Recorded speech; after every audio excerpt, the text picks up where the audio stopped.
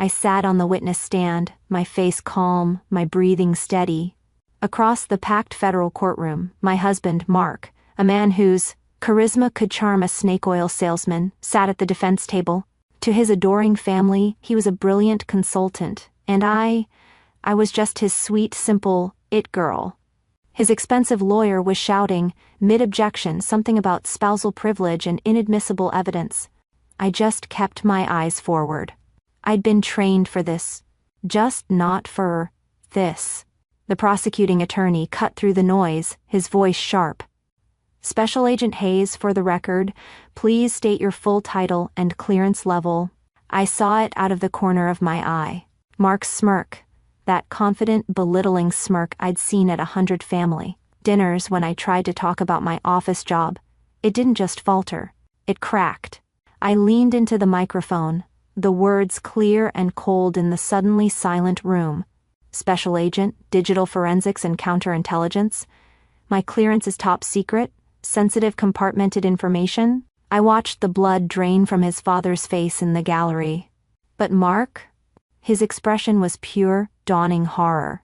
The it girl wasn't supposed to have a clearance. The sweet, simple wife wasn't supposed to be a special agent. It had all started just 72 hours earlier. I was in our perfect suburban home, the kind of house Mark's family thought I was so lucky to live in. It was late, and Mark was away on business as he so often was. I was finishing up my own work, the classified reports I could never talk about, when his laptop chimed from his home office.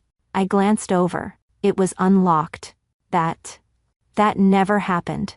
Mark was meticulous about his digital security. Trade secrets, he'd always said with a wink. But tonight, his guard was down. A single message from an encrypted client glowed on his screen. My heart didn't just stop, it went cold. The words were sterile, professional. Target will be eliminated tonight. Asset confirmation 22. This wasn't consulting. This wasn't corporate strategy. My blood turned to ice. I wasn't just a wife reading a message. I was a trained federal agent, and I recognized the language. This was operational. This was a hit. Before I could even process the first shock, my own phone buzzed in my hand. A text. From Mark. My stomach twisted. The text had only 6 words. Leave the house. Don't look back. The 2 messages slammed into each other in my brain. Target eliminated, and leave the house. Wasn't I the target? Was he warning me, or was he threatening me? Was the house compromised? My mind, the one he always dismissed as being stuck in spreadsheets, began to race, running threat assessments. The wife in me wanted to panic, to call him, to cry.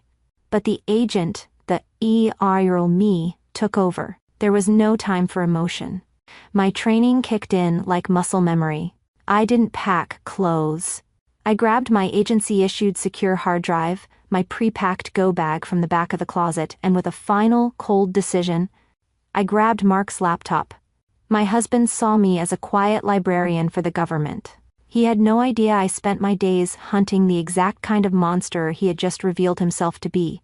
To understand the reckoning that followed, you have to understand the 2 lives I was living, and the one I was about to dismantle. I can still smell the charcoal and the expensive cologne from that last family barbecue. It was a few months ago, a perfect sunny afternoon.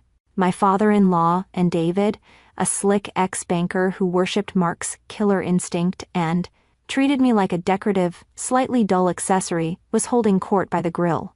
He was laughing, telling some story about Mark's latest corporate victory, how he'd crushed a competitor. He was so proud, his voice booming across the lawn. He saw Mark as an extension of his own legacy, a predator just like him. Then, he turned his attention to me. He literally patted me on the head, a gesture he reserved for small children and the family dog. "And how's my favorite computer girl?" he'd asked, his voice dripping with condescension. "Still fixing printers for the DMV?" The whole family chuckled, this comfortable, familiar little joke at my expense. I felt the familiar heat rise in my neck, but I just smiled. What could I say? "Actually, David, I'm tracking illicit assets through 3 continents." I looked to Mark for support, but he just wrapped an arm around my shoulder and kissed my temple. "She's happy with her spreadsheets, Dad," he said, that easy, charming smirk playing on his lips. "Keeps her busy." And that was it. My entire career, a life reduced to a hobby, a way to keep busy while he did the real work. For years, I had swallowed that narrative for the sake of our marriage. I told myself it was easier this way. It was a small price to pay for peace. Or so I thought. My real world couldn't have been more different. It wasn't a bright, loud backyard. It was a skiff, a sensitive, compartmented information facility, a place with no windows, no sound from the outside world, where the air was always cold and still. The only light came from the glow of a massive data screen. This was my actual office. This was where I was more me than I ever was at that barbecue. I was at the head of a briefing table, surrounded by a team of serious, focused agents.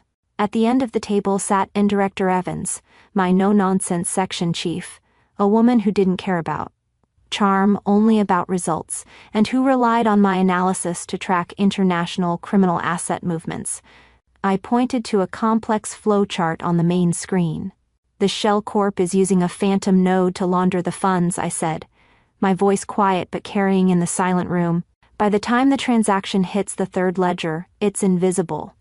We can't follow the money. We have to anticipate it." I clicked to the next slide. "I'm initiating a digital tripwire protocol on their Plan B account. Based on their previous patterns, they'll try to move the asset within the hour.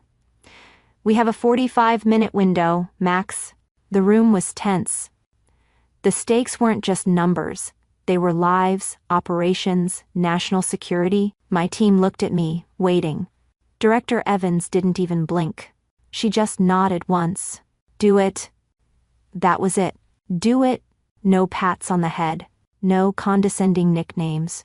Just respect. In that room, I wasn't a computer girl. I was the hunter. For so long, I'd lived those two lives in parallel, building a firewall between them. I'd told myself I was compartmentalizing to protect my marriage, to protect my family from the darkness of my real work. I'd let them have their simple Anna because it was just easier. I'd let Mark be the star because his ego needed it, and I just needed peace. I'd become so good at it, so perfect at walling off my two worlds, that I'd missed the obvious. The horrible, sickening realization now was that I'd done my job too well. I'd missed the signs in my own home. Mark's business trips, his sensitive calls, his obsession with encryption, his unexplained cash. All the red flags I was trained to spot in a target, I had willfully ignored in my own husband. He was my one massive, catastrophic blind spot. For years, I had kept my two worlds separate to protect my family. Now I realized I had to keep them separate to protect my mission. Mark thought I was a civilian he needed to scare off. He forgot I was a federal agent, and I was going to use every rule in my book to find the truth. I didn't drive to a hotel. I didn't call my friends or my family. I followed my training, my car moving on autopilot through the dark streets, taking a route that didn't technically exist to a secure agency safe house. It was a nondescript apartment building that blended perfectly into the neighborhood, and it was one of the safest places on earth. My hands weren't shaking anymore. The shock, the betrayal, it was all being packed away. The wife part of me went offline. The agent was fully in control, her mind cold and sharp. My go bag had encrypted comms, and my first call wasn't to 911. It was to my boss, Director Evans. When she picked up, my voice was steady, flat. "Ma'am, I need to report a potential broken arrow situation." That was our internal designation for a compromised or rogue element, a threat from within. "It involves a federal officer." I took a steadying breath. "Me." I explained the laptop message, the one ordering a hit. But more importantly, I explained the text from Mark. "Leave the house. Don't look back." This wasn't a domestic dispute. This wasn't a wife panicking over a husband's infidelity. This was a direct and credible threat against a federal agent. And that text was my legal basis for everything that came next. That one text message changed the entire game. It gave my agency the legal authority to open a full investigation. When my team, my peers, met me at the safe house, I didn't hand them the laptop as a scared wife. I turned it over as evidence seized under Title 18, Section 111. I wasn't hacking my husband's computer, an act that could have compromised the entire case. I was a material witness, a federal officer, providing evidence in a federal crime against me. My pain was irrelevant, the procedure was everything. While the forensics team began the careful work of imaging the drive, I didn't wait. I sat down at a secure terminal in the safe house. I took the name of the target from that chat message, the one Mark had slated for elimination, and I ran it against my active case files. My stomach dropped. The target wasn't just some random businessman. He was a federal witness. My witness. He was the linchpin in a massive racketeering case I'd been building for 18 agonizing months. A case codenamed Operation Nightfall. It all clicked into place with a horrible, sickening finality. Mark wasn't just involved in organized crime. He wasn't a facilitator. He was a key operative for the exact syndicate I had been hunting. He wasn't just a bad husband. He was the primary target. The man I'd been hunting in the dark was the same one I'd been sleeping next to, and he'd just delivered the entire case against him right into my hands. I walked into that federal courtroom with my head held high, my suit pressed, my emotions locked down. Mark, at the defense table, still had that shadow of arrogance, that belief that his charm and his high-priced lawyers could get him out of anything. His father, David, sat in the front row, his face a mask of contempt. I could see him whispering to his sister, just loud enough for the air to carry it. Gold digger. She trapped him. The narrative was set. I was the ungrateful wife trying to take his brilliant son down. I found my seat, my gaze fixed forward. They had no idea what was coming. The prosecution calls Special Agent Anna Hayes to the stand. The words echoed. I saw David's head snap up, his brow furrowed in confusion. Special agent? I heard him mouth. Mark's smirk faltered. I stood, walked to the witness box and was sworn in. The prosecutor let the title hang in the air before he began. Special Agent Hayes, for the record, please state your full title and clearance level. I looked calmly at the jury, then at the judge. Special Agent, Digital Forensics and Counterintelligence. My clearance is top secret. Sensitive compartmented information. The entire atmosphere of the courtroom shifted. The whispers stopped. David was pale, his mouth slightly open. Mark looked like he'd been struck. The it girl was gone. Mark's lawyer, a bulldog in a $1,000 suit, was immediately on his feet, shouting, "Objection, Your Honor, this is a clear violation of spousal privilege. This entire case rests on evidence she obtained illegally. Fruit of the poisonous tree, she violated his privacy." He was loud, performative, trying to paint me as a scorned woman on a vendetta. He was playing to the narrative they had all believed for years. He was making a fatal mistake. The prosecutor waited for him to finish, then turned to me, his voice calm and precise. "Agent Hayes, let's clarify for the court. When you saw the message on your husband's laptop, what was your immediate action?" This was it. I leaned into the microphone, my voice as steady as my hands. My immediate action was not as a wife. I paused, letting that sink in. The message, "Target will be eliminated," contained specific operational language recognized by federal agencies. My phone then received a text from the defendant, "Leave the house, now," which I interpreted, based on my training, as a direct and credible threat against a federal officer. The lawyer tried to object again, but I continued, my voice gaining strength. Under what we call ironclad protocol and my sworn duty to report under Title 18, I had an obligation to treat the situation as hostile. This was no longer a domestic matter. It was a potential federal crime in progress. I looked directly at Mark's lawyer.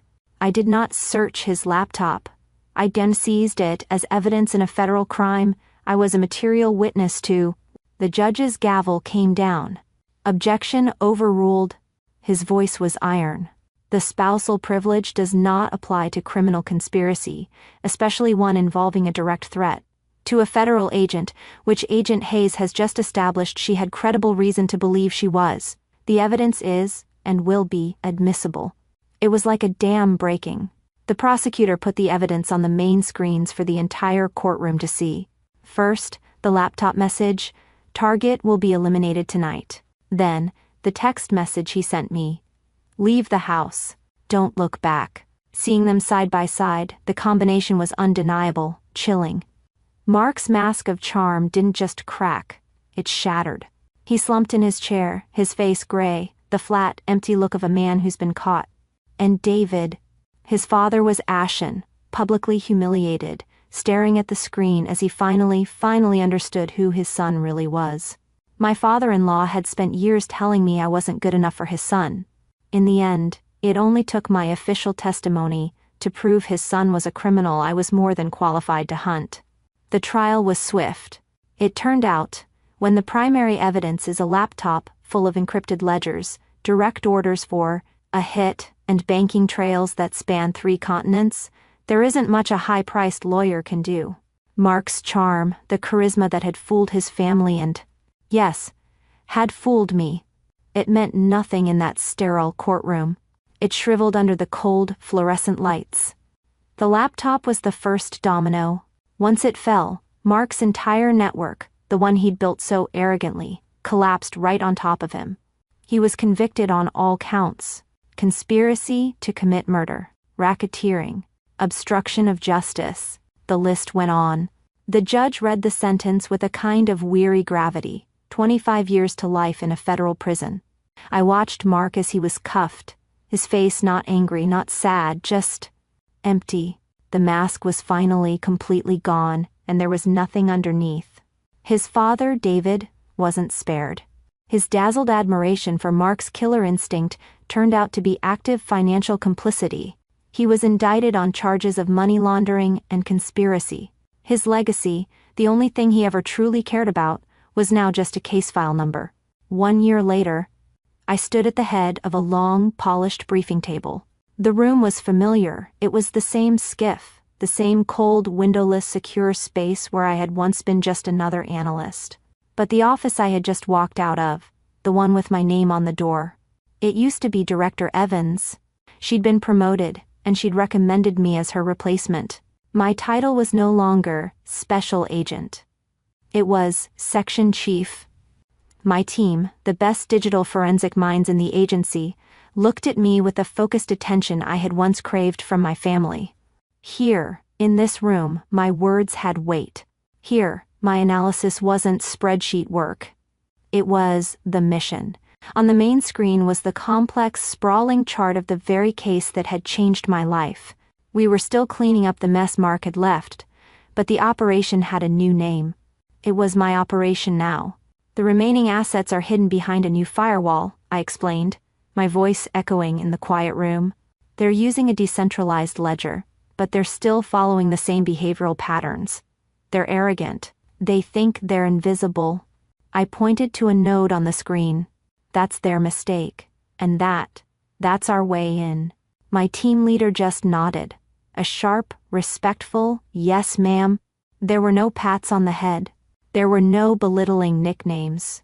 This was my true family, one built not on obligation or blood but on mutual, earned respect and a shared competence. This was where I belonged. That evening, I was in my new apartment. It was minimalist, clean and secure, a fortress of my own making. There were no pictures of a smiling, deceitful husband.